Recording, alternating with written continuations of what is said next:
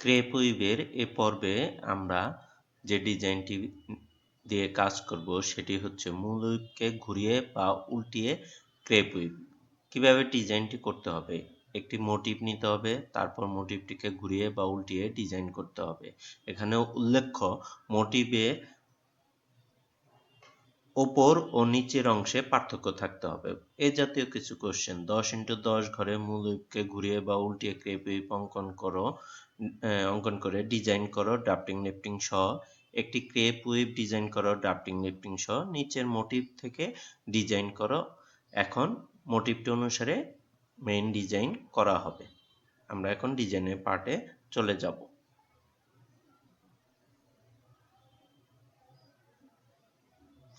ডিজাইনের অংশে চলে যাওয়ার পরপরই আমাদের যে কাজটি করতে হবে সেটি হচ্ছে ডিজাইনটি নেওয়ার জন্য আমাদের প্রথমে মোটিভটি আঁকাতে হবে। মোটিভটি যেহেতু 5x5 ঘরের মোটিভ, সে অনুযায়ী আমরা 5x5 ঘরে ঘর কেটে মোটিভটি অঙ্কন করে নিব।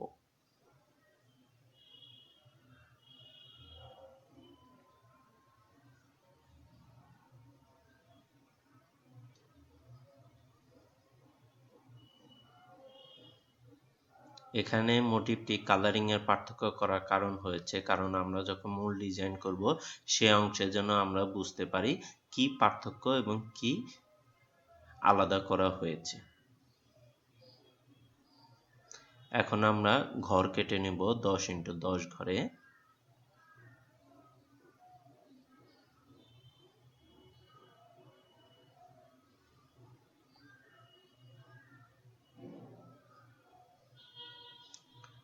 ঘরটি কাটার পরে তাকে সমান 4 ভাগ করে নেব।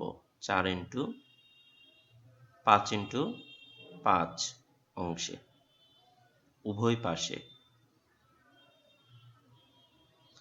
প্রতি অংশে 5x5 আমরা ঘর পাব। ঘর পাওয়ার পরে আমরা যথারীতি প্রথমে ডিজাইনটি অনুযায়ী ডিজাইনের মোটিভ অনুযায়ী ডিজাইনে প্রথমে মোটিভের অংশটি তুলে ধরব।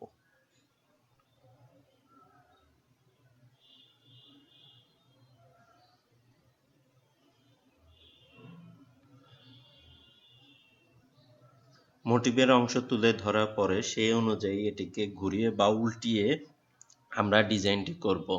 উল্টাতে গেলে নিচের অংশটি উপরে চলে আসবে এবং ওপরের অংশটি নিচে চলে আসবে। এখানে কালারের মাধ্যমে আমাদের সেটি দেখানো হয়েছে, যাতে আমরা কি ঘুরিয়ে বা উল্টিয়ে ডিজাইনটি করলাম সেটি বুঝতে সুবিধা হয়। এখন আমরা যথারীতি ড্রাফটিংয়ে চলে যাব।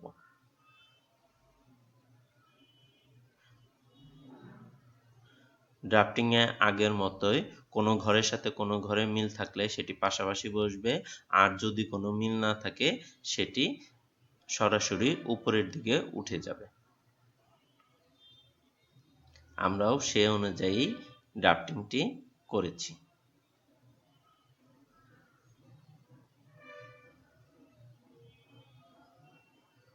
ড্রাফটিং সম্পন্ন হওয়ার পরে আমরা যথারীতি ড্রাফটিংটি ঘর ছক আকারে আটকে দেব।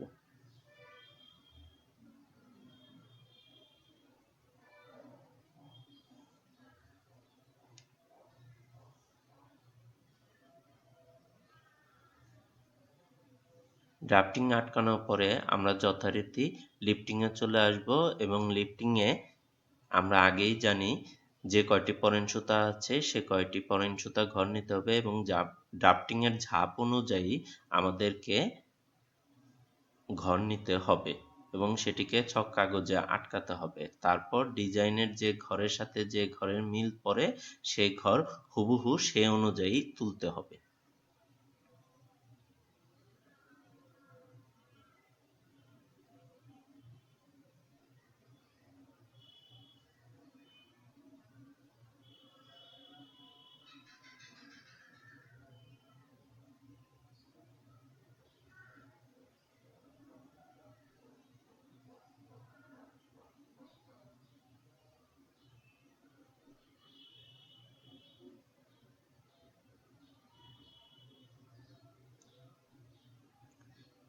এভাবেই ডিজাইনটি সম্পূর্ণ করা হবে।